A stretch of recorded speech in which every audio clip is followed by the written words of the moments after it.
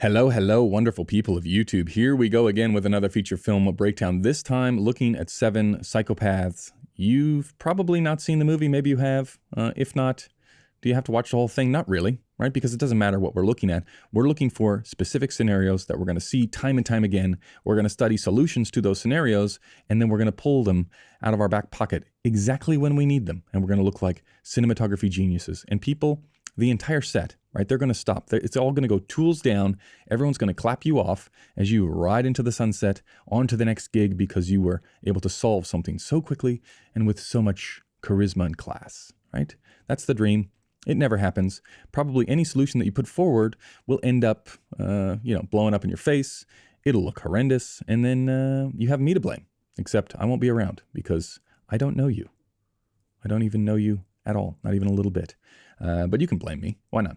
Okay, so 7 Psychopaths. What we're doing today is we're looking at day exteriors. And does it really have to match? Like, you get in your head, you get on set, you start prepping for a scene or a job, and it's going to be day exterior, and you think, I've got all my ducks in a row, everything's going to go perfect. You get there on the day, the weather's complete dog shit, everything goes pear-shaped really, really fast. Everyone looks to you for answers. And they say, well, does it really have to match? What's the answer? The answer is no, it doesn't have to match. In fact, nobody cares. It doesn't have to match at all. If people can tell that it doesn't match, your story sucks, right? And that's not your job. You're not the story guy or girl. You are the picture person. It's like, well, we're all on a team. We're making a feature film together. That's true, right? But that's not this channel. That's another channel that actually really wants to, focus on the filmmaking side of things. I'm looking for easy fixes to problems. And the problem with day exterior is you can never be sure of the weather. What we can be sure of is if the sun is going to come out, let's have it be in the best spot, right? We can say, if it's overcast, okay, we've got solutions. If it's not overcast, if it's sunny, what's the best possible spot that we could be in? And then how do we work the schedule so that the sun does 99% of the work? Because you can either fight the sun or you can let the sun do all of the work. And from experience, I will tell you that letting the sun do all of the work makes things significantly easier, faster, less headache, and you get to sit around and drink coffee a lot more than if you don't do that. Because if you fight the sun, you're going to be up, you're going to be looking at diffusion, you're going to be bringing in negatives, so it's all going to be chaos.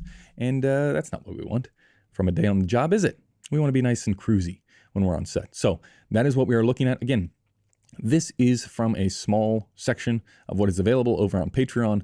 This is one little clip out of a 30-minute long clip on this movie. If you are interested in these feature film breakdowns, if this is a way that you like to learn, please check out the Patreon channel. None of this would be possible without the supporters. It's all because of them that I'm able to share any of this information. So many thanks to those supporters. And what else? I think that's it. Let's get into this little snippet of the feature film breakdown looking at 7 Psychopaths. Now, this sets the entire scene up, this shot. Because what are we doing here? We're establishing what side of the line we're going to be on relative to the sun, which is going to be over there, right? Do we go any further? No, we don't really go any further in that shot. But you can see sun over here, right? Sun, not here, not too low, because you're not going to have time to film the whole scene before it all gets dark, right? So you gotta pick, it's not ideal, but the sun is just out of the frame. This is perfect for this shot. Because if you had the sun in there, all of this would be completely black, right? Unless you filled in like crazy from behind the camera and started pushing level this way, which is never a good look, right? So you want the sun out of the shot. We pan through, we pan from the dark side. Notice this. He doesn't walk on this side of the camera. He walks on this side of the camera, right? So we shoot into the darkness. As he comes around, now, what is the best way? I have made this mistake. I only made it once, and it would turn into a huge pain in the ass. I made this once, right? So we're going to have all of the action taking place on this road, right? And I guess we should get into the coverage here, and I can tell you the mistake that I made. Where is it easiest? Probably in this scenario, right? Okay, so we've seen this road going that way. Now, the best way to do this is to get the sun path to go from over here, right? So you want this road running east-west. The sun path going this way, and then that leads us to, back to this shot, that leads us to the sun going like this, right?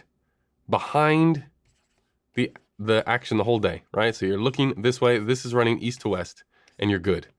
I, one time, made the stupid mistake of having a road go this way in the shot because I wanted to set up a big wide. There were two people on the same side of the road, not like this where they're at each other, but where they're on the same side of the road, like car here, right? And they're having a conversation in between their car.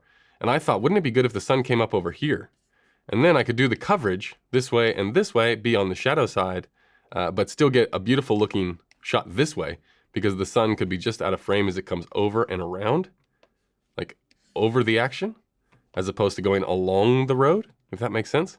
And I got completely hosed because, of course, we weren't able to finish everything before 11 o'clock in the morning when the sun was nice and back here, and the sun ended up on this side of them and was completely spraying them in the face. And it was not good, right? So don't do that. Get a road that runs east to west. Why is the pen so big? Get a road that runs east to west. Do yourselves a favor. And then get the light there on that path behind. Because now, look at this split. I mean, you're not doing anything with this shot. There was no lighting tricks. Maybe there's something if you don't like that much contrast over here from the hard sun. Maybe you want to throw a little bit of level back at him. Maybe you want to darken this down so you have it nice somewhere to look. But you're not softening this off. You're not doing anything. You want the road going this way. You want to be on this side of the shadow, and that's your whole job done. And that all happens in this shot, right? This sets up everything. Sunshine over there, just out of the frame. Darkness, a little bit of light, shooting into darkness over there, right? And then you get these little tiny things on the cliff over there. This solves everything. If the road is going this way, this whole scene becomes an absolute clusterfuck. Just a nightmare scenario. Lighting all over the place because the sun is going to be over here in the morning, blasting this way. Then it's going to be over here in the afternoon, blasting this way. Your little line of coverage of person. You know, now when you shoot the over the shoulder this way, this person's lit up on this side. You come around after lunch, you shoot the person over here, and now the sun is blasting them the other way, right? It's like you don't want to do that. Get it behind the action all of the time. I cannot stress backlight outside as much as you can. But the thing with backlight outside as much as you can is you have to think from the wide to the tights. And they have to be backlit in that order, right? Normally what will happen on a scene like this is you will do, not that shot, you'll do like this, right? At your primo time of day, right? You want the sun over here. And now it can be quite low. You know, it doesn't have to be too crazy high because we want this shadowy look on the ground, these long shadows coming across. We don't want it too high up here. So if, let's just say the sun does go, for these purposes, let's say it does go this way, right? We've chosen the wrong aspect for the road. What we want to do is we want to shoot the wide, or this version of the wide, in this light. Then as the sun starts to track up into the sky, well, now this is when we can bring in our overhead, we can bring in the neg, we can bring in the bounces, we can bring in the 18Ks, and we can get, not that shot, you can't really get that shot, this shot, easy, right? Say you don't want to make this one as harsh. Where is he? Does he stop there? Sort of does, right? Say you don't want to make it quite as harsh. You can soften. Neg, obviously neg here, right? Neg, this is neg with the leak. You see this? See that little leak there? This is important. This is what makes things look really nice. You got V, shadow, little tiny leak. And the only way you get this leak is if you have the neg running this way, and let's say you're using a 12x12. If you're using a 12x12, you have to open it up at the back. I'm calling this the back, right? The part that's further away from camera. So if it goes like this part, open it up, right? Closing it off would look like this. And now you're taking all of the light away and letting more in here, which you don't want. You want to go the other way. So you should really be touching, like the camera is here where this is. You want to be touching that 12x12. And then if you're touching the 12x12, if you were to draw a straight line out, now it should be, 6 or 7 feet that way. The edge of the 12x12 now. It should go out like that. That's how you get this little leak. And that little leak is, you're like, oh, well, that doesn't make much of a difference, does it, that little leak? It does. It just draws that eye out just a little tiny bit. So if we go, now let's talk about the whole thing here. Now that we've got the basics of the lighting. Notice how there's no sun in any of these shots, right? This is not an accident. If you were here and you're talking through the director, the first idea, okay, what do we want to start with? Well, we can start with, let's start with this shot here. But, you take out your Sunseeker app and the sun is right here in the shot. And you put your hand up, and you say, actually, let's start with some of the coverage over here and then we'll bump out. Like this stuff, let's start here in this world. And then once, because right now you can feel it. It's much more up here, right? It's much more toppy in this one. And we're going to wait for it to get further and further and further to the west so that it will be out of the frame here. We do not want the sun in the frame. It's got to go this way, right? Because if you had it right here, all of a sudden, all of this is black if you're going to expose for the actual sky, okay? So that's really, really the only thing to think about on daylight exteriors. Once you get the direction running the proper way relative to the action, which also plays in part of, okay, how many people are in this scene? How many lines do we have to create? Because in this scene, right, we got this line here. As he's going to come across, it's really a scene between two people. Okay, we're still in the shadow. These two. Okay, now, where this gets real shitty is if this guy and this guy, all right, we got our one line here. Now, if this guy wants to chime in, and we got to get a shot of him, right? Well, if we're looking with the cameras here, and we're looking that way at him, right? So for his own little single over here, right? That's okay, because he's backlit. We can wrap it around, put a bounce over here, put some neg on that other side there. We can get ourselves a nice little single on him. The hard bit is if we want to single back on him too, right? This is when we're in like NCIS world, where we got to get everybody single, we got to get everybody's medium shot. It's no good. It's no good. You got to be talking people out of these things. And I say, well, do we really need this much coverage? Because it's just not possible with lighting to make this guy's single look good if he's got to turn and face this way, right? If he turns his head that way, and then we're going to get it like an over-the-shoulder shot looking this way with the camera, he's just going to be completely front-lit. There's going to be no time of day where you can make this halfway decent. The only thing you could do is soften, relight, like it becomes this shot, this one single of him looking that way, and I mean over towards this guy, that becomes a nightmare. But this is as easy as it comes because it's really only between these two.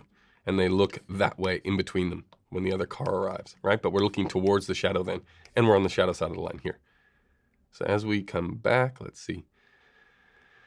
This side, you can feel how much more fill there is here, right? Again, this is up to you, and this is the sort of levels that you want to maintain throughout this thing, is how much return do you want? Like nowadays, this would be played a lot moodier, I would say. I think this is actually 2012, this movie. So it might be Alexa. It's probably a film though. I would say, this would normally be played more down than that. And if you want to play this more down, rather than, you see this thing here on the side of his head, there's just like a 12 by 20 or a 12 by 12 over here, smushing level back in there, right? And again, if you're going to go this look and you want it to feel natural, and this is the bounce, say, don't put, like with the size of this shot, you could use, you might be able to get away with like somebody walking over here with like an 8 by, but the smaller you go, right? As the grips are just going to walk as he comes closer, the smaller that you go, the less natural it feels. Go the biggest thing you possibly can. And that is like, if I was going to pass on a tip to someone about cinematography, and you're starting to progress and you're starting to go onto bigger and bigger jobs, you can never go wrong with too big, because you can always make things smaller, right? You can never go wrong with too big. But if you've got a little guy with a 4 by poly over here and he's walking along with this thing, normally, of course, they're going to hold the poly like below the nose so you get this crazy ass shadow. You're going to have to say, no, hold it like this. So you get wrapped from the sky rather than wrapped from underneath someone's nose. And you're just going to feel it, right? And there's no way. You'll probably end up doing it. You won't believe me. You're going to end up doing it. It looks like shit. Right? And then I can say, I told you so. Just don't do it. All right, that is going to do it for this episode. You saw the solution, right? You saw it. Does it really match? No. Are there questions about coverage? Are there limitations on coverage? Are there things inside of the coverage where you could be doing a scene, everything's going well, you're next to the director, you're talking about what's going to be necessary, you're sort of editing on set as you go and you look at the images, and then all of a sudden somebody far away pipes up with, well, what about, do we need coverage on Bob over there? Like when he gives the look to Sam, and you just throw a fierce look at the person like, who dares to speak when we're just about to wrap this scene up? And you need a way to very efficiently and easily tell them, no, we don't need that shot. Like you just got to Star Wars them. Use the Force to go, no, we don't need that shot. Why? Because if we do that, Then we have to shoot the reverse, and then it's going to take 10,000 hours to set up the diffusion, put up the neg, relight the whole thing. We got to get the generator out. Everybody's going to be on overtime. The whole thing goes pear-shaped, and this thing is a sinking ship. Is that the kind of world that you want to live in? Whoever you are, to just throw out coverage ideas? Probably not. Also, that's like where you got to keep a check on everybody. You never know. You're never safe until you've moved on completely. Because at any moment, somebody now in the digital space, when everyone's looking at the monitors, they could all say like, oh, do we need that over the shoulder, from Sam to Bob? It's like, just move on as fast as you can. Just get it out. You know what's best for the film or for the commercial, right? At least I hope. Because if you don't, nobody does. Okay, that is going to do it for this episode. Many thanks for checking it out. Hopefully you learned something about choosing a road that an activity is going to happen on if you're shooting a daytime exterior. This isn't, it's not cinematography 101, but this is sort of 201.